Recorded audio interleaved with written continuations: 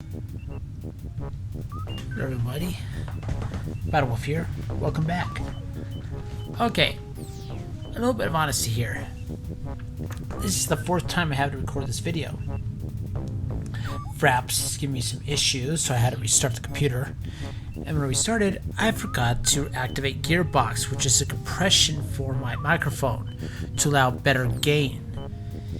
If I didn't use Gearbox, you wouldn't hear me right now, or I'll be very, very muffled. So, this is the fourth time I'm doing this, so I'm getting a little agitated and I'm a little bit wanting to get through this mission, but I'm going to do my best to make sure I show you everything. So, I hope I don't go too quick through this for you. It's after you do the fourth time doing a video, it get kind of tiresome. So, let's go ahead and go in here. Captain, we have a cure for the computer virus. Well done, Uhura. I modified Ctrl-C to exclusively attack the Lucre virus. They annihilated each other, Captain. Fascinating, Lieutenant. The Klingons aren't going to be happy to learn that they helped us. How about the phasers and tractor beams? We may get the tractor beams online in time, Captain. I'm afraid even the backup phaser transmission codes were affected. We could destroy some missiles manually, but if this complex decides to launch more than 10 missiles at a time... Understood. The ball is in our court. We'll give it our best shot. Kirk out. Okay, so, in case you forgot, on our last mission, or the last video, we need to find some way to stop these missiles from launching, because they're going to destroy Proxy, which is kind of a violation of the Prime Directive, but it's not like they built this base after their annihilation.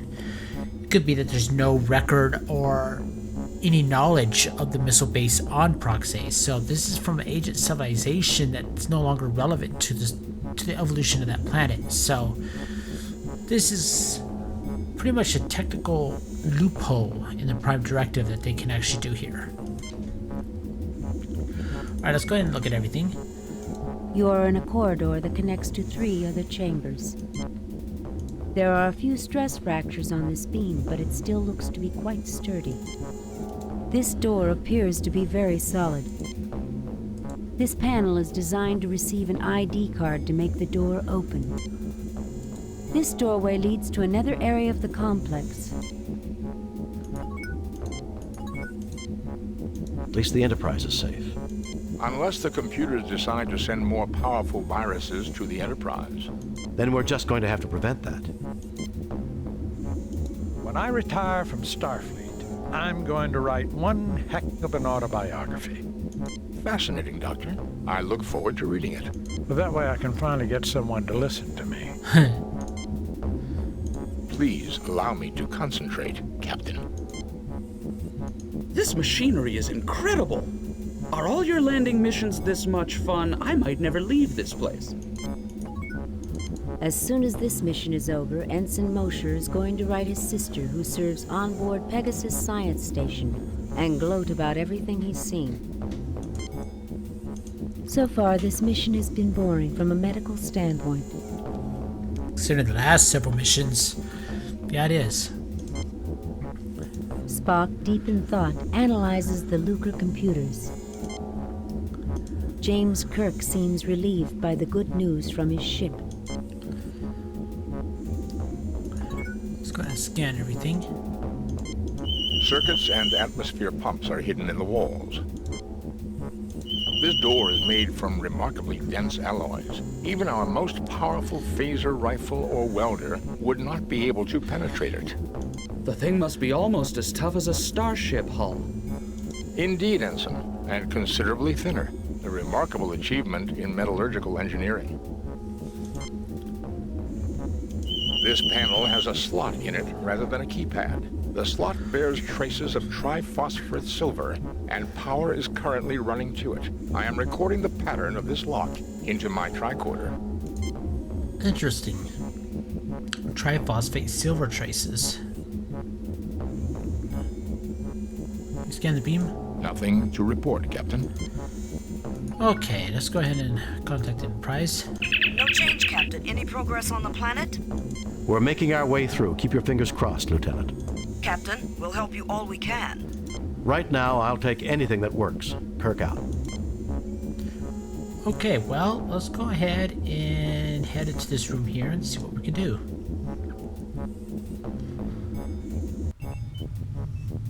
Can't say I like the decor. I have to say, the music in this mission gets very repetitive. I am sorry for that. The Lucers did not leave behind many examples of their architecture. I can see why.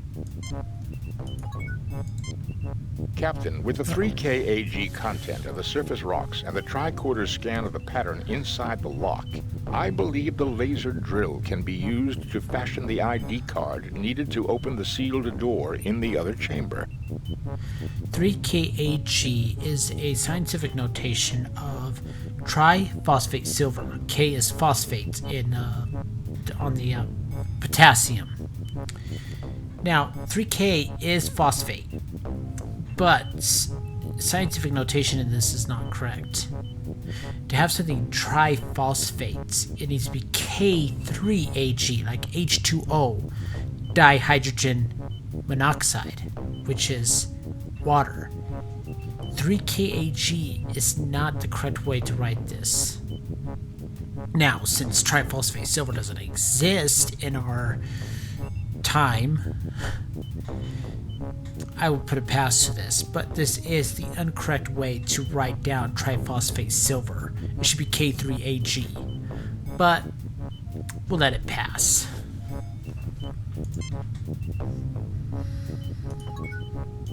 Still got everything here. This room looks like it was once used for some type of mining operation. These are display panels for the laser drill. This is a laser drill control panel. This is an ancient laser drill. You look but see nothing of note. A closed box sits on the floor. Mr. Spock puzzles over the illogical design of some of these circuits. I guess it was built very fast. Dr. McCoy again wonders why he even came along. It says here, Dr. McCoy said it, so he's thinking in third person with a woman's voice. James T. Kirk, captain of the USS Enterprise. Ensign Mosier scouts for signs of trouble, as well as glancing at the great-looking laser drill.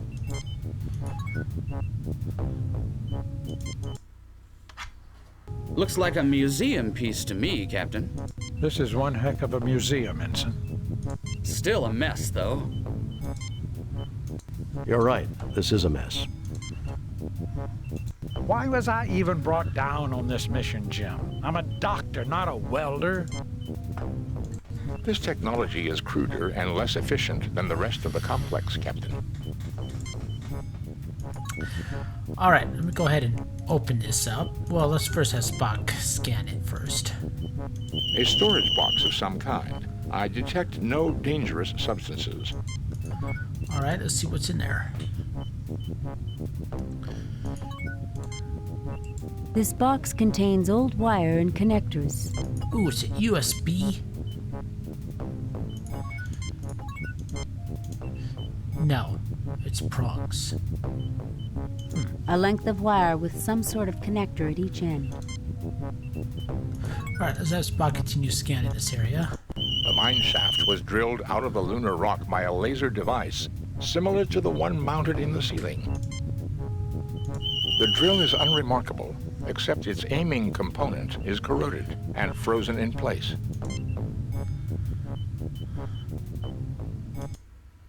Unlike the surface rocks, the ore here is unremarkable. These are display panels for the laser drill. They are still functional. I used the keycard pattern scanned from the lock to program the drill. It should now be able to make a template of the keycard in the rock. Alright, well, Spock, go ahead and do that. Now, 1 or 10 does not work. We'll have to do 100 to create the template.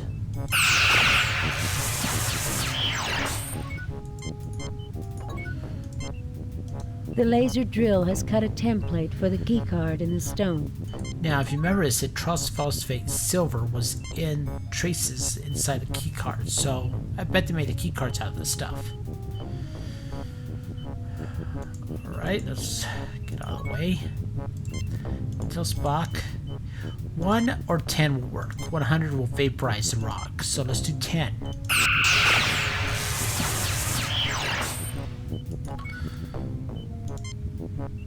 This is a keycard made from the triphosphorate silver rock. Alright, let's go ahead and pick that up.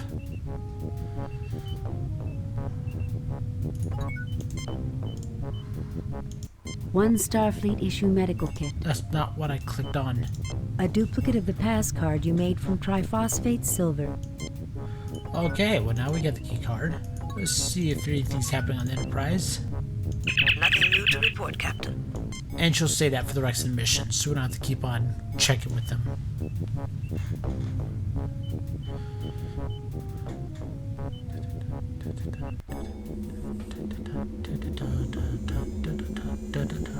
Sorry, it's getting into my head.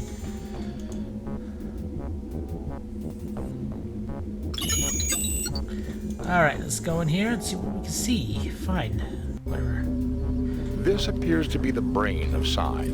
There are two identical but isolated computers that communicate with a third, which controls the launch of missiles. This door is marked with a radiation hazard symbol. Amazing that their radiation hazard symbol is the same as ours. These lights are still operational after centuries. Missiles of death and destruction. The Lucre believed that you could never have enough of them. This computer controls the launch of missiles. It is directly controlled by the other computers. This computer is marked with the last letter of the Lucre alphabet. This computer is marked with the first letter of the Lucre alphabet. Ensign Mosier awaits orders. Dr. McCoy takes several deep sighs and closes his... Oops. Dr. McCoy takes several deep sighs and closes his eyes. Captain James T. Kirk, fingering his communicator, wonders if anything else is happening aboard his ship. He's fingering his communicator. That's just wrong. These instruments of war make Spock uncomfortable, but he says nothing. These warheads are not a very efficient delivery system, Captain. Who needs efficiency when the end of the world is everywhere around here? Curb your emotions, Doctor. They serve no constructive purpose here. Now, Spock, lighten up. McCoy, calm down. There's nothing constructive about this place, Spock. It's an obscenity. True. I don't have anything to say right now, Bones. I wish I hadn't seen any of this. Sometimes it's useful to confront the dark side of our nature, that which we might become. No intruders, Captain. I think everyone died a long, long time ago. I wonder what caused it. For people with emotions, Ensign, there are many things that can cause hatreds. And each new hatred breeds more hatred and makes the path of peace harder to find. It's easy to say when you're not involved personally, Mr. Spock. But when people have treated you like a second-class being because you were different, hate can become the only thing they can't take away from you. That is what started most of the firestorms of history. Well, gentlemen, here's one fire we can put out. Let's go to work. Okay, well, let's see here. Let's have Spock scan everything in here. Readings indicate an extremely high radiation level beyond those doors. It would be fatal to proceed beyond them. This computer directly controls the missile launch system. There is no way to interface with it directly, but the other two computers are accessible. This computer is functional and performing an average 0.75 million operations per second. This computer is functional and performing an average 1.2 million operations per second. A crude uranium-235 nuclear device with lithium-beryllium shells to increase heavy particle fallout. Let's see if McCoy says anything. Thank goodness. I was worried there might be a radiation leak, but there's no sign of any. Oh, okay. There's nothing there requiring... All readings are normal. The structure seems to be protecting us from the cosmic rays. Okay. Okay, we looked at everything, we talked to everybody. Scanned everything. So let's have Spock control this computer here.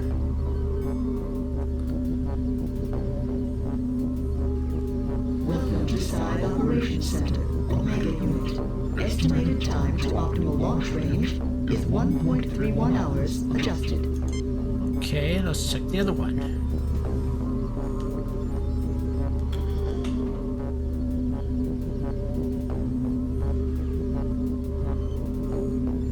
Welcome to Side Operations Center, Alpha Unit.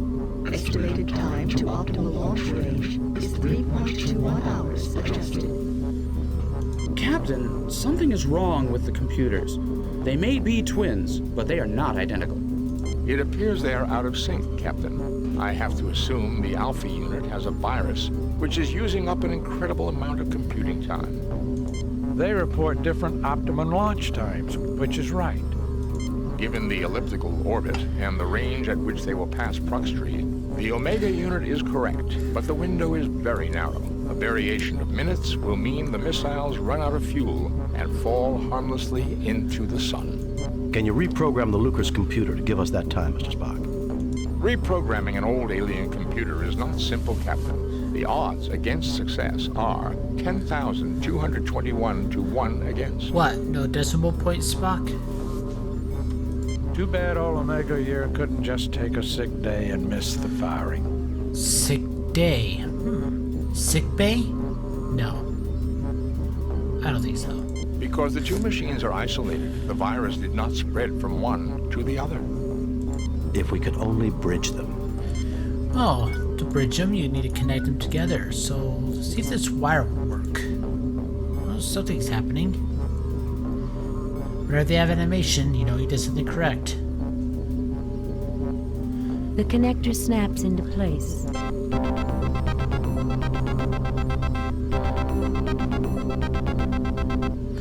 Finally, the music changed and stopped. Oi.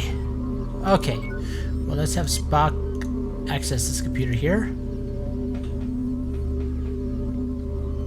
Welcome to Side Operations Center, Omega Unit. Estimated time to optimal launch range is 1.54 hours adjusted. As you can see, it definitely changed by almost a half hour. Oh, more like 20 minutes. The launched missiles will run out of fuel before they reach Proxtree. They will drift into the sun and burn up. Oh, wait, no, 1.54. More like 15 minutes or so.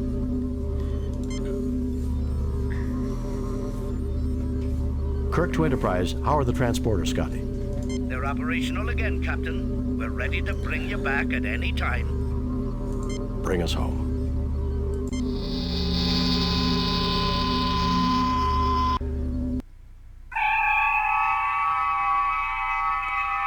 This guy's weird hair. Message from Starfleet.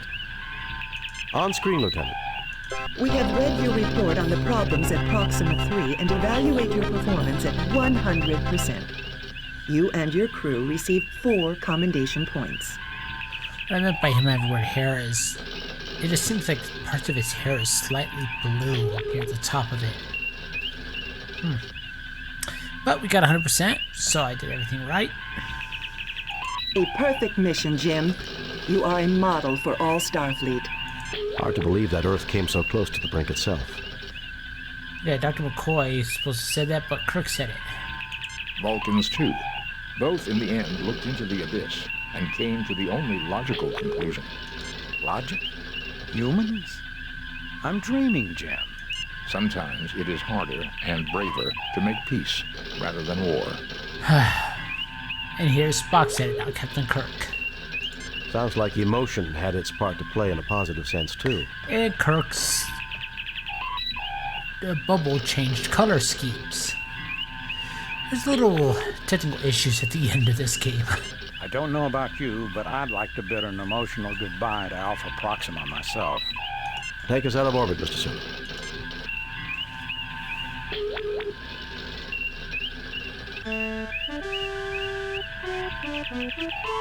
Vengeance. Captain's log. We are arriving at the last known position of the USS Republic, which reported that it was under attack 12 hours ago. Captain, the ship's sensors have picked up what appears to be a starship. Minimal life support, minimal engine power, and only 2 life forms, one on the bridge, the other in sickbay. Both appear to be gravely injured. It is the Republic.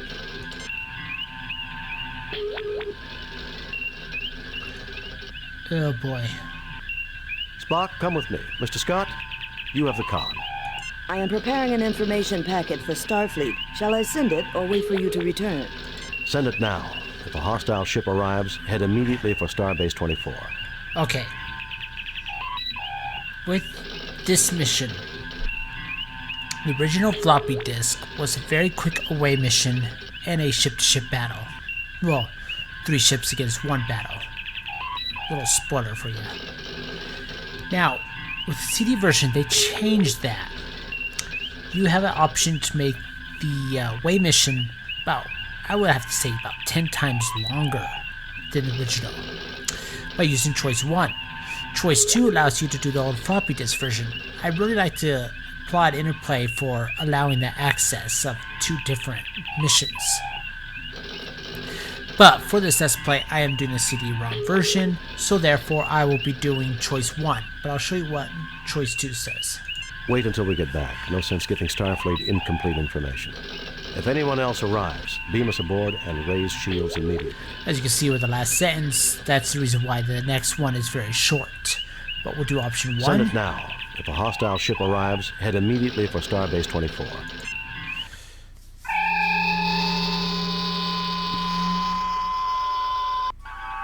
Oh god. My God, Jim, what kind of butcher would do something like this? I don't know, Bones. We're too far from the Klingon and Romulan borders for it to be one of their ships. Enterprise to Captain Kirk. Kirk here. What is it, Scotty? We picked up a distress signal. It appears a trading vessel is having a wee bit of trouble with their warp drive. What condition is the Republic in? It's a mess, Scotty. Life support's functioning, but that's about it. I've done a primary scan of the Republic's systems. Main and auxiliary power is out. Life support is stable. I also read that communications are operable. Should we beam you back, Captain? Do the sensors read any other ships in the sector? Besides the trade vessel, this sector is clear, sir. Finally, Mr. Chekhov said more lines than just a few. Yay. Mr. Scott, we will continue here. Assist the trade ship and return here. If we need assistance, we'll contact you. You sure you'll be all right, Captain? Yes, Scotty, just don't take too long. Kirk out. Well, gentlemen, let's see if we can re-establish power. Jim, don't forget. There's another survivor on board. We've got to find him. Alright, well, I'm going to go ahead and save it here. New game. Cancel. Delete. Replace. Previous. That's what I'm going to do. Replace the previous save game. Since I have to record this 4 times already. So. Alright, well, I'll see you all in the next video.